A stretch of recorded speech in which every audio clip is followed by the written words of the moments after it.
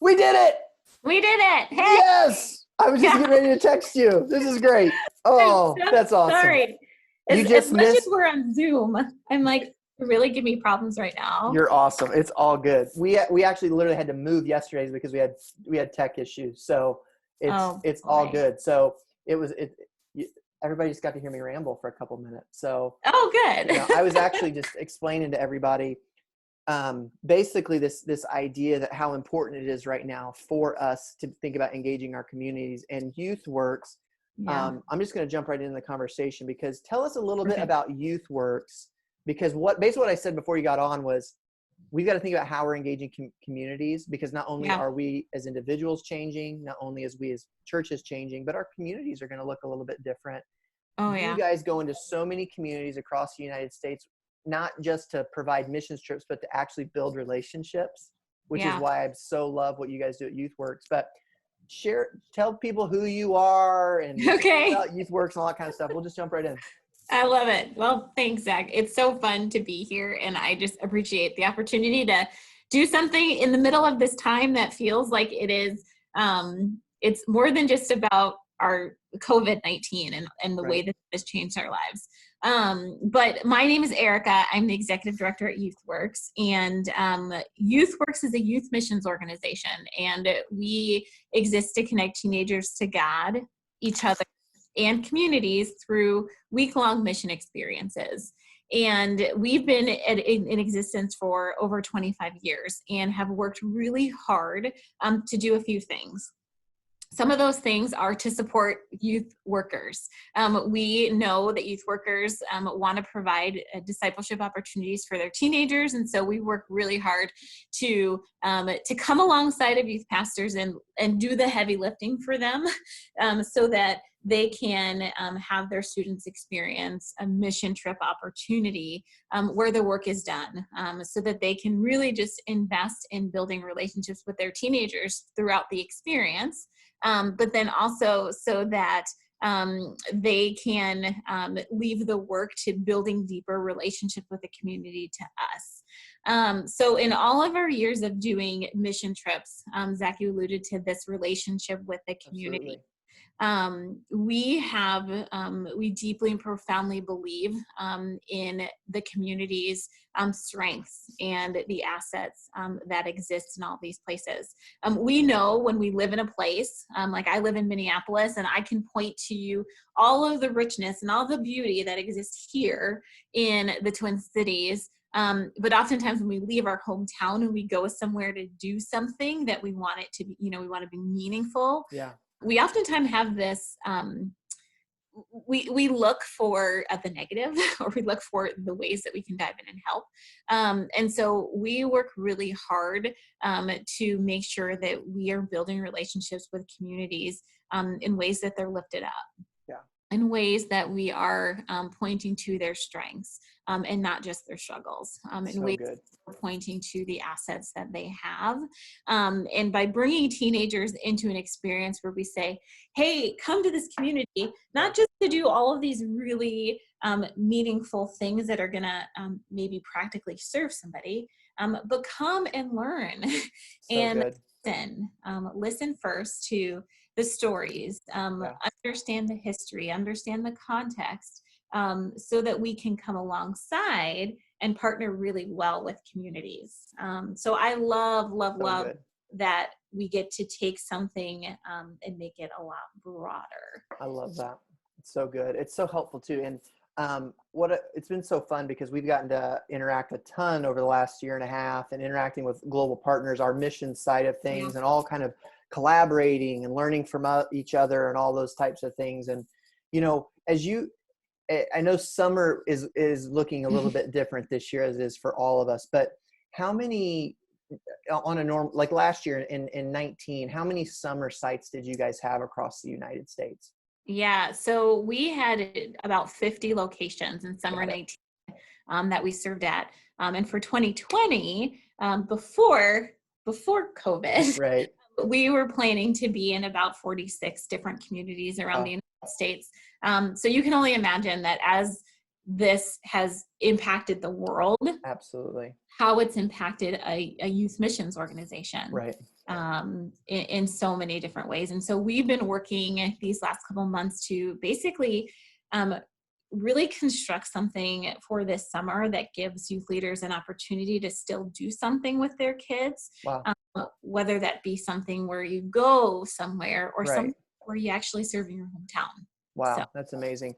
So one thing you said earlier is the posture of learning when we're going into communities, which you guys doing, anybody who's a missiologist or knows anything about doing community work understands to be able to exist for 25 years, clearly you guys have been doing relationship and learning well, especially when part of the strategy is bringing in outside groups into a community for a week.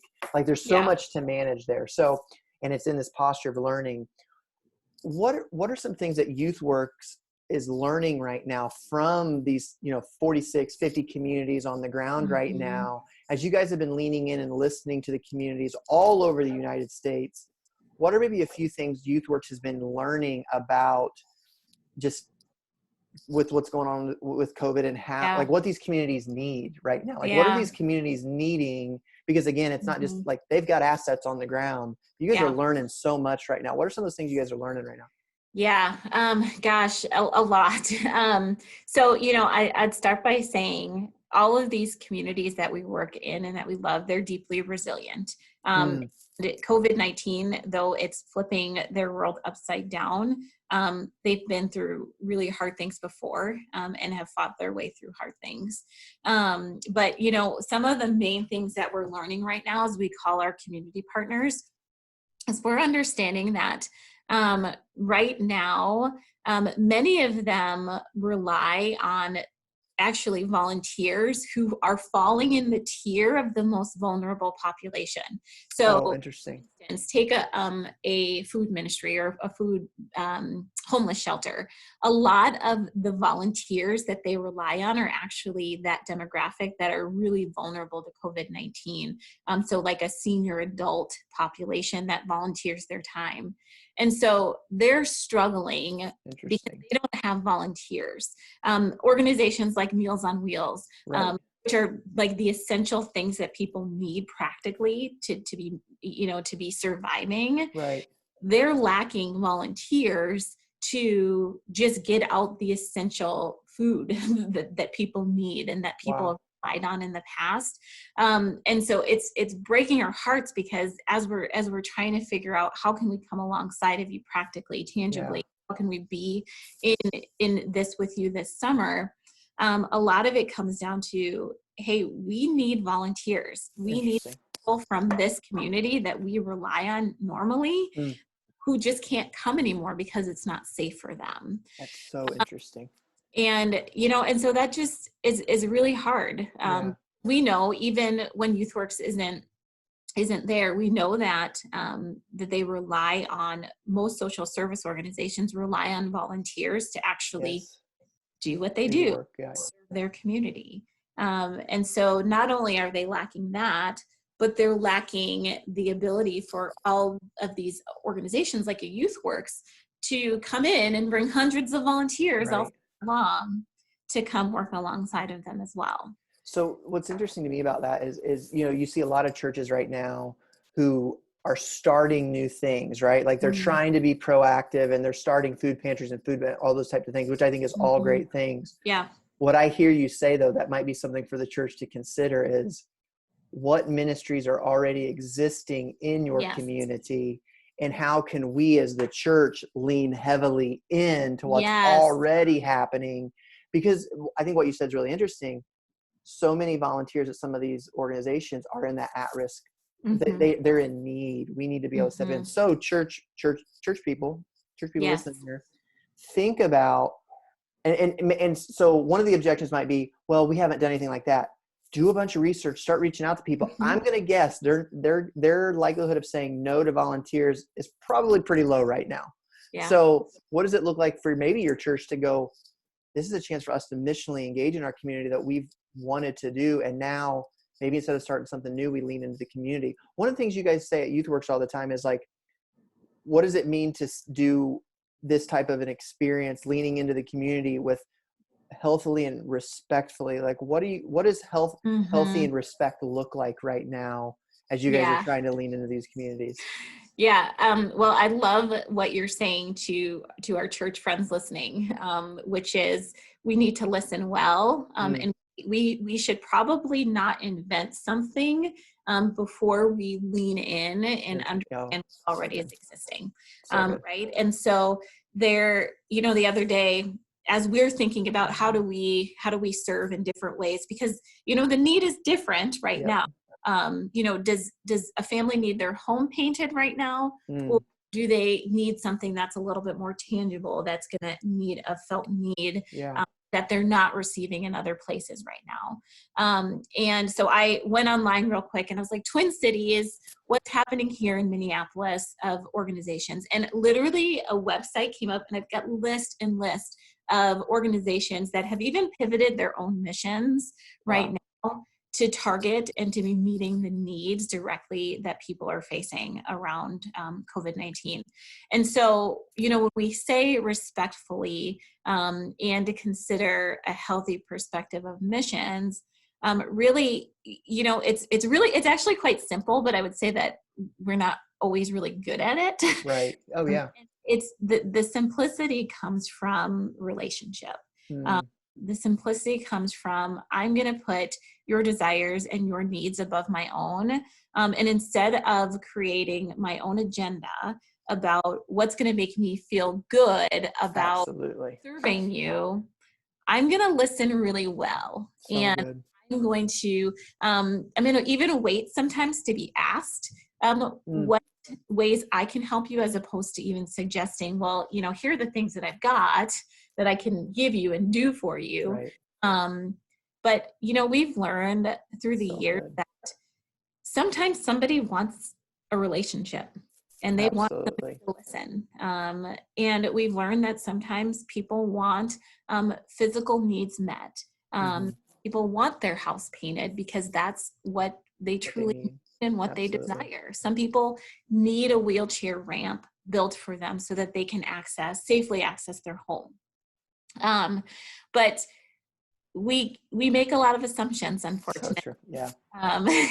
And those assumptions, unfortunately, lead oftentimes to us creating stereotypes about people, and really misconceived ideas about what people really, really desire and what they need. And so we kind of do this approach of like, if we listen well, if we come alongside of, meaning again, going back to that, we're not creating something. If we're coming alongside of you and having you lead us, that's another step, I would say. Another important part of thinking through how we serve is if I could have you lead me, as opposed to just quickly coming in and, banging out a project or doing something that I think you need, but I'm not sure I've heard you say it. Wow. Okay. You just said so much. Sorry. No. It's like, there's so many little nuggets of gold in what you just said when it comes to us engaging our communities, because I think churches are eager to lean in. They're it's almost like out of this zeal and passion to step in and provide help and hope, right? Like a good church world. We're going to provide help and hope. And sometimes the greatest gift we can do is actually not assume that the resource that we have is exactly what people need. Yes. But slow down for a hot second to be able to listen. So the way that I'm going to say it again, just because I don't want people to miss this, as you said, we don't want to assume. We want to become really, really good listeners to actually what the needs might be. We're not assuming what the needs are, but like listen to what people are. We're coming alongside. And I think this last one is huge. Allowing them to lead, allowing those community organizations to lead, because again, we in church world, a lot of times we think we've got the infrastructure, we've got the people, we've got the resource. We need to be the ones leading the way. And maybe part of what might be part of our best strategy right now is actually to be really good citizens in our community and actually practice a little bit more followership. Is that a fair summary, or is that? That is completely accurate, Zach. And, and I think about right now, And what, if I just were to just keep it 100 with you all and be completely real. That's why I always love getting to talk, because this is how you and I roll all the time. This is good. Yes. I mean, to really put it in perspective, YouthWorks as an organization, we still desire to mobilize teenagers this summer in the midst of all of these things that are going on. And daily we are in communication with our community members, and we're saying, hey, what do you want us to do? How can we come alongside of you right now? And we're really having to put ourselves on pause and saying, you know what? If there's a community, if there's a population that of people where we want to go that are really vulnerable, we probably need to consider not being there. And we probably need to say, no, we're not coming. And it's really hard. It's really easy to say those 3 points that you pulled out of what I said. But I would say that it's much harder to practice. And literally daily, I'm asking my team, is this in line with our values? We say we value respectful service. We value our communities. Are we valuing our communities by just trying to show up, right? Wow. Because it might be that we're not. Wow. And so it feels like right now we need to listen even more so than we ever have, because this time feels so delicate, and it feels so uncertain and so unknown, and daily information is changing and news is shifting, and people are trying to go back to life as normal, whatever life as normal actually even means now. But we are wrestling to not push our own agenda, and to say we will humbly back down and back away and support you in prayer, be with you. And if we can be with you in ways that are different than physically being there, we want to do that. Wow. I appreciate that transparency. That's wow. And I think what you're speaking to brings up this other point of if we, and again, all of us have been in ministry long enough. We know that there's this dance that we're taking in all these things. And so, I want to make sure people are hearing this as you're discerning and listening in your local context so that it's unique to what's going on in your local context. Yeah. But I think what you're describing too is actually, one of the questions that just came through the chat is, how do we keep our volunteers pumped and safe during this time? Even our leaders are struggling. We're all struggling right now with what to do, what not to do, momentum. People are experiencing that differently. What are some things that you're doing with all your field staff, or even maybe your team, and to kind of appropriately keep morale high? We don't have to fake it till we make it type of a thing, but there is good leadership to go caring well for people. What are some things that are kind of in your mind as the executive director that you're hey, here's how we're caring for people, our staff or our people? You know what I mean? Yeah. What does that look like right now? Yeah. Well, one thing I would say is, with our communities and us being located in Minneapolis and then our 46 communities spread out around the U.S., we've been trying to be in touch with people. We have intentionally set aside time to pray for our communities. And then we also, our team is not working all together right now. They're working remotely. Yep. And so we were able to last week come together as an organization and commit some time to prayer specifically for communities and their needs. And we also sent e-cards to every single community and to say, hey, we're here, we're praying for you, we're cheering you on. We're praying for the ministries and how you're affected by this. And so it feels like there's some way to still, even though we can't physically be there, it feels like people need to know that they're remembered in the midst of this, right? Word. And so we can all figure out ways to help people know that they're remembered. you know, That's a and really so, good word. you know, with our teams, and I'm sure, you know, many teams, if not all teams, are working remote right now. And, you know, I think about, you know, the question from the chat about how do we keep our volunteers pumped right now. Let them know that you remember that they So good. passionate about serving and that they feel passionate about volunteering. You know, and I think that this is a good time for us to practice one of those steps of listening, and kind of stepping back and really taking some time to understand what is going on. And can I actually, as opposed to hearing it through the media, getting on a call and hearing it from an actual partner, or the place that you used to volunteer with, because it's likely that your partner in your hometown that you volunteer with, that agency or that organization is likely going to in need of a lot of encouragement right now.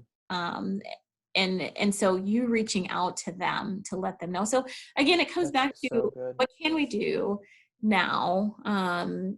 But we don't have to stop this mentality of mission, because we can't physically be in a place. Say it again. It's good. It's so good. Yeah, we don't. I mean, we live, and my hope is when we put teenagers on mission trips, that it isn't about the trip, that it truly is about living missionally. Absolutely. And that it's about how they can continue to pursue ways to follow Jesus after their trip, but also how they can figure out ways to continue giving, providing, serving at home. Like this, and it's not just on this mission trip, but how they can contribute to their own. So good. One of the ways that I've been trying to practice that idea of remembering is, you know, kind of every day asking the Lord, like, okay, who are 2 or 3 people that just need some encouragement right now? And just kind of like, and then responding to that in some way. And sometimes it's a Facebook message, sometimes it's a text, sometimes it's a car, you know, whatever it is. But that principle of being remembered, I think what you're highlighting is it's such a powerful thing for us to think about as our churches. Those local organizations, you know, they're even, correct me if I'm wrong, but I would anticipate they're probably experiencing this even a little bit different than a church would be. Oh yeah. Like that's kind of maybe the understatement of the day, but those they're local, definitely, they're so that's part of that assuming process that yes, churches are 501c3s and, you know, blah, blah, blah, blah, but those local organizations are even experiencing this different. And so for us to help remind our community partners, like, we don't want to just be partners when we can get there physically and bring our people so that we can take a slide. And we know this, everybody knows this, but like show the slideshow on Sunday morning. Hey, we went down to such and such mission. Like this is the chance for us to really remember our partners and lean into that relationship, and give them some encouragement. And so another question, let's talk about, you know, you alluded to this earlier, like, okay, like what does missions look like this summer? They're having a lot of these questions. Like, what are some things that's going on in YouthWorks mind, or some fundamentals or whatever you want to share with us of like, what does, and again, we're going to just make some assumptions that the CDC guidelines are all going to change and it's going to be very unique across the board and things are molding, like you said, it's changing every day. But what are some of those fundamentals when you think about youth and missions that are just kind of key to the summer?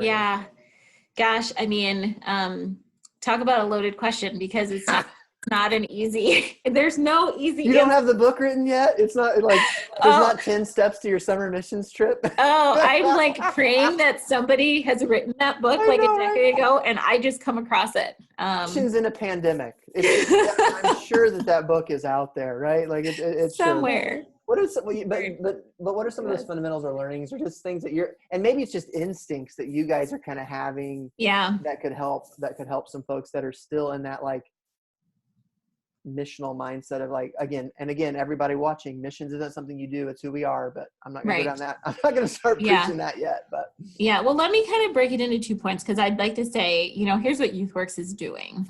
Here's what we have decided right now. And we have decided to postpone the start of our summer. We knew very early on that there was no way at all that we could launch our summer as planned. And so what we're working toward is a later start of mobilizing teenagers, and that starts about mid-July. Now we're keenly aware, I think people are probably thinking, gosh, are they naive? Do they not know that COVID is existing in the world? We're very, very aware of COVID-19 and its effects. And we are coming alongside of churches that are raising their hands and they're saying, hey, we still feel really called to be part of something this summer. And so over 5 weeks of the summer, we're going to mobilize teenagers. And we are going to pay attention to the guidelines of the CDC. Right. We are going to pay attention to local and state law mandates around shelter in place and all of those things. And it's completely, changed the way we have to think about going about an activity. Totally. Like this. Right. YouthWorks mission sites are not generally large weeks. We typically don't do any more than 75 to 80 max. And we've reduced the number of people on site that we're willing to have join together at 50. And but still what that means practically for all right. these years are like, how do you pull that off? We are talking through a ton of safety protocols right. that never existed before, like cleaning the building multiple times a day, right. Scrub in and scrub out stations, totally.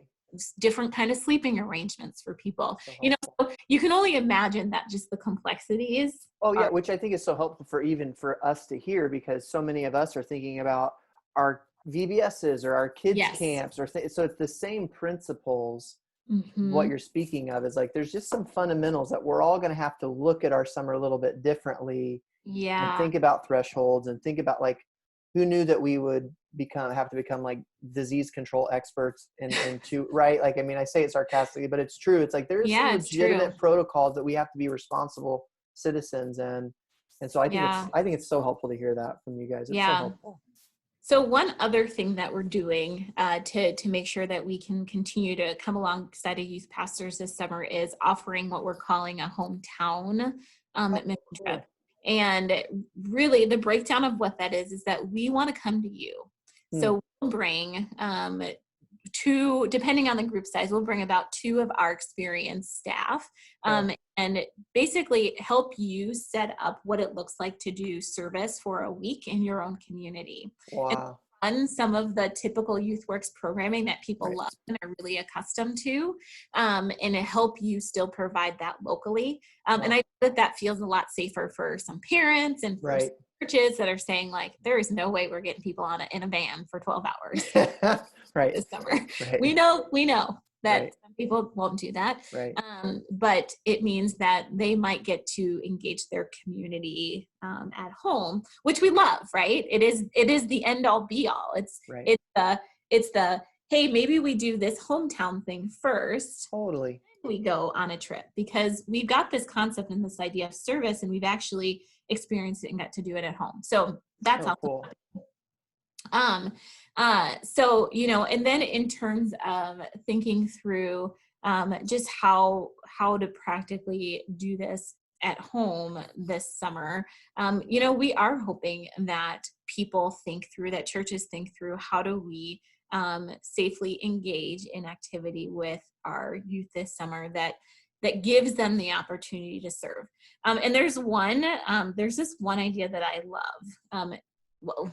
I love it's come to light, I would say. Cool. And it's not just for us here at YouthWorks, but it's for everybody, is that now the needs in every single community are either greater or have shifted. And when I say that they're greater, you now have this whole healthcare industry and all of these frontline workers, these nurses, these doctors, who have all risked their lives to save other lives. And the need in some communities, and I would venture to say that the needs in every single person who's on here today in your community, there are healthcare workers who need to be encouraged. Yeah. And there are healthcare workers that need a candy bar or need a care package. Yeah. needs something showing up on Monday morning or Friday night that is reminding them that what they're doing is above and beyond. Wow. That they're seen and they're recognized. And so I just feel like if people stay home this summer, mobilize your teenagers to care for your healthcare workers. If you can't figure out who else to come outside of this summer. It's so good, because this conversation is so gold as we're thinking about our community, because like the phrase that you said is that the needs are greater or have shifted. And so as ministry people, I think keeping that in mind of like, maybe some of the needs that maybe you're super engaged with the community and you're very aware of what's going on, just some of that reality that there is probably an increase in that, I think is really helpful. And the reality that, like you said, some of the needs that we might have been able to assume in the past. I mean, when you've got local organizations that are completely pivoting right now, again, it just emphasizes again, like we've got to be great people in our communities. We don't need to just be for our communities. We need to be in our communities. Yes. And I'm all for being for our communities. I think our churches should be for things, but I think we need to be in things so that we're actually living that missional gospel out before people. And I mean, and I appreciate what you're saying. I mean, I'll share my sister is a nurse on a COVID floor right now. Oh, wow. Every day she's going to work on a COVID floor. She's a lead nurse. And what you're describing about the healthcare things, and we haven't been slammed. I mean, don't hear me wrong. Like it's bad, but it's not as bad as other places. But maybe that's even that place of encouragement might be a simple way to mobilize our teens. Like, what does it look like for us? Even if you're, maybe your kids pastor or youth pastor, and you're like, hey, I can't change our church strategy. And it's like, I get that. But what you can do is encourage the daylights out of some people. You sure can. In some really simple ways. And so what does it look like? I saw some churches that, they had kids write cards and they like stuck them to the side of windows at a nursing home, right? Like they couldn't get them in the building, but they're like, hey, we're just going to tape this on Gladys's window, or whoever, Gladys, that sounds like an old person's name. Gladys. Perfect. Or, people that have done those types of things, people praying in parking lots and things like that. But like, I think just to affirm everything you're saying, like, man, to think about what does it look like for us to mobilize our teams so that it's not, I hate this term of social distancing, because it needs to be called physical distancing. Like we're physically distancing, but we should be socially leaning in heavier before. What is I like that. What when you think about, have you seen other things of like what people are doing to pass on encouragement? Like what are some other encouragement things that people are doing, just real tangible things? So we've been calling all of our churches because we want to make sure that everybody hears from us. How can we come alongside of them this summer? And one leader that we spoke to said, hey, our youth have they've been on YouthWorks mission trips for years. Wow. They're saying, my youth have finally made the connection to what they've done on a mission trip. Dude, we can all relate to that, where it's like the kid has the decision at VBS or whatever, and then all of a sudden they start treating their family better, and you're like, oh, you did it. Or they come back. You made the connection. Yeah. This youth group made the connection. Funny. And so they said, our youth are planning right now to dress up. I think they were going to dress up like clowns. Not creepy at all. Not creepy. I was like, okay, dress up like clowns. Sounds good. And they were going to go to the local nursing home. Oh, that's so cool. They were going to social distance themselves, and they were going to do a performance outside for the senior adults. That's so cool. But it's not about it. It's less about the what it was for those teenagers. 100%. So good. But it's more about the fact that they did it, and they made that's so good. They saw their ability to make a difference in somebody else's life. And so such a good word. They were going to jump in and they were going to do that.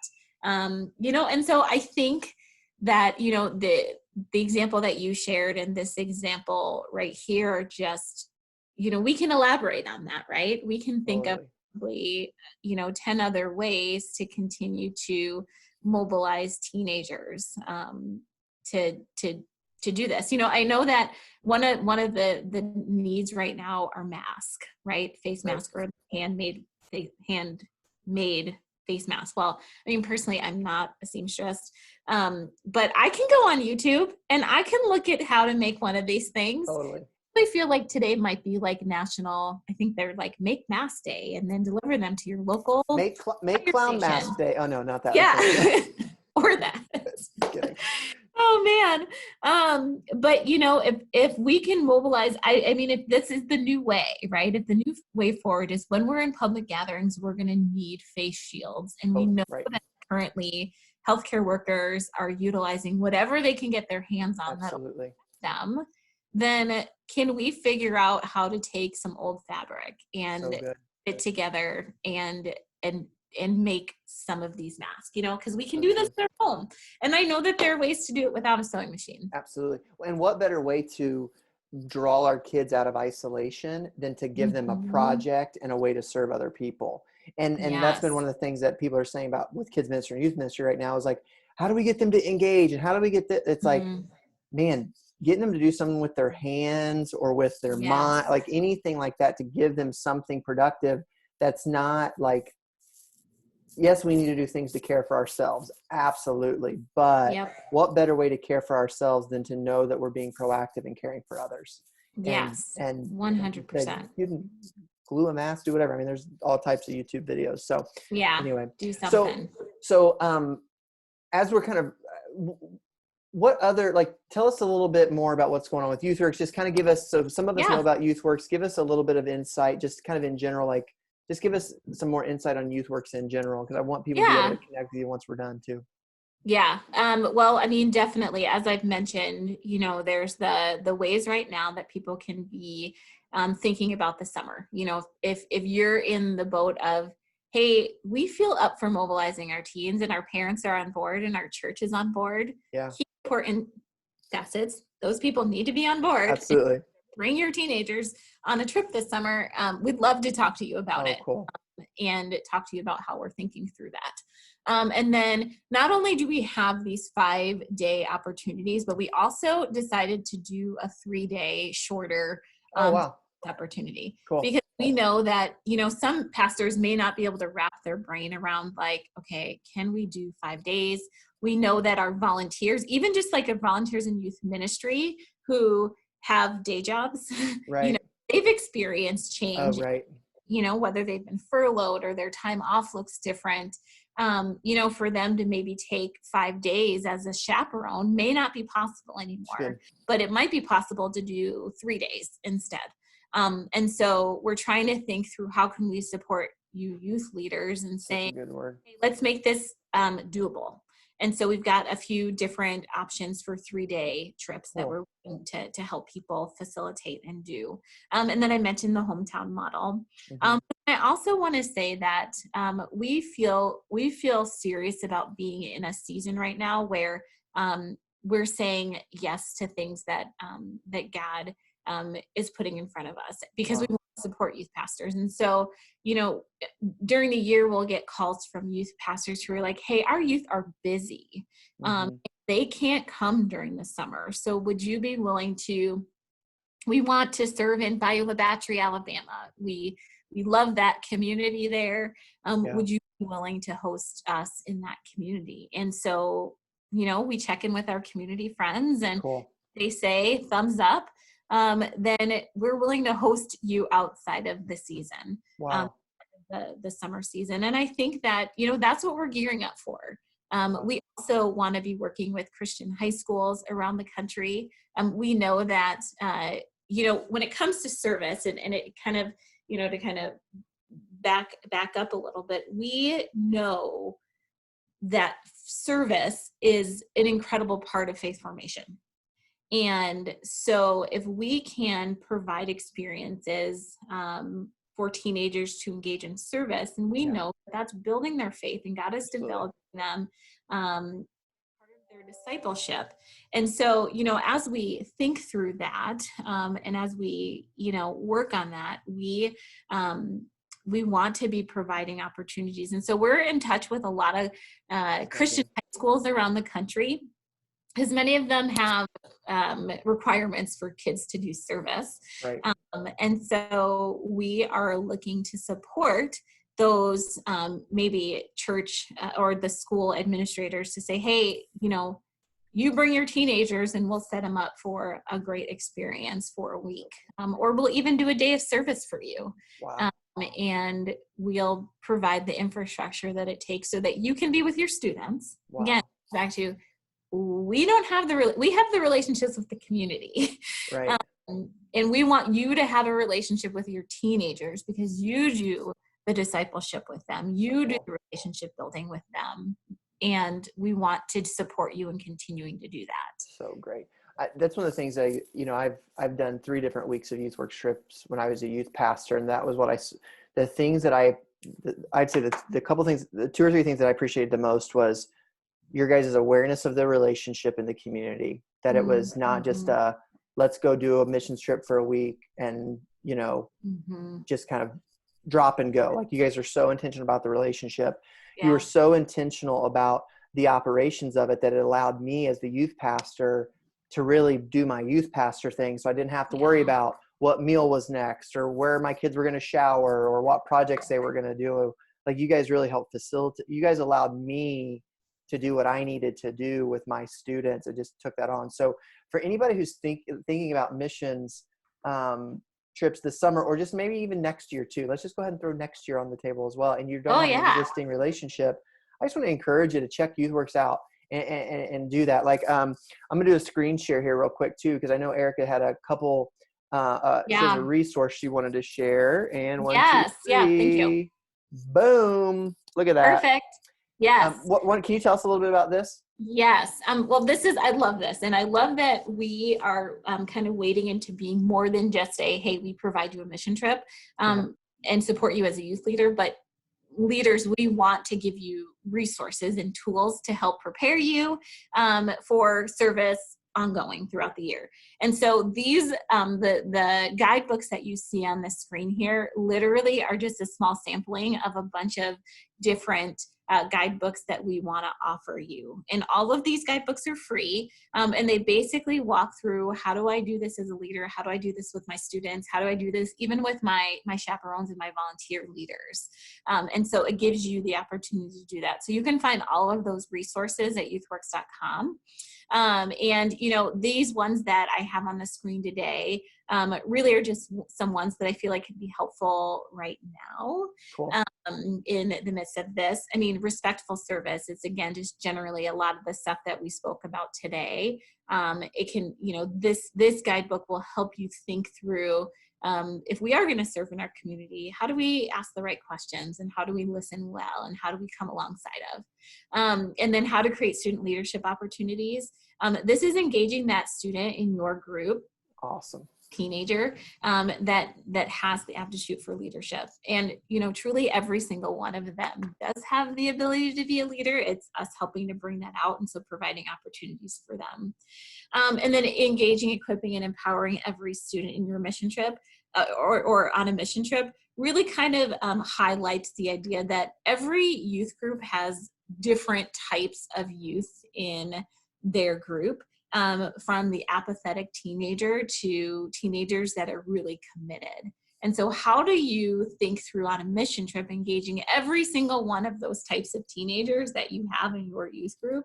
How do you engage them on a service experience and on a mission trip, or even just generally in your youth group as you're mobilizing them to do service? That's so awesome. Thanks for sharing all that stuff with us. And everybody, just so you know, if you haven't, be sure to get on west.life/fuel and sign up for our emails, because we'll be sending all this stuff out to you via our email so that you can connect with YouthWorks and check out these free resources and all those types of things. So west.life/fuel, get on that list so that we can get you connected with YouthWorks and get some more of these free resources. So Erica, I appreciate you so much and always enjoy when we get time to chat and kind of catch up. And the nuggets of gold. I hope everybody will rewatch this conversation, because there were so many missional nuggets of how we best engage our community that I think if we're not doing doing these things. We need to really wrestle with that, because the wisdom that you just shared is just so powerful. So thanks a ton. Yeah. And anything else you want to share with our people? Maybe a little encouragement with everything that's kind of rolling? Well, I mean, it's been my honor to get to hang out with you, Zach. I always have a good time getting to do that. And you know, we are living moment to moment right now, every single one of us. And, you know, we've been seeing all these statements, you know, kind of flying through social media, you know, and as people who follow Jesus, we live with great and deep hope.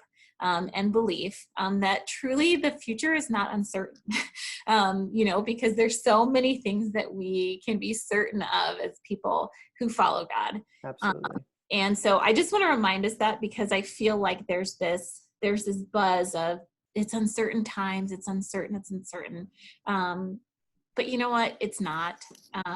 You know, God is God and will continue to sit on the throne.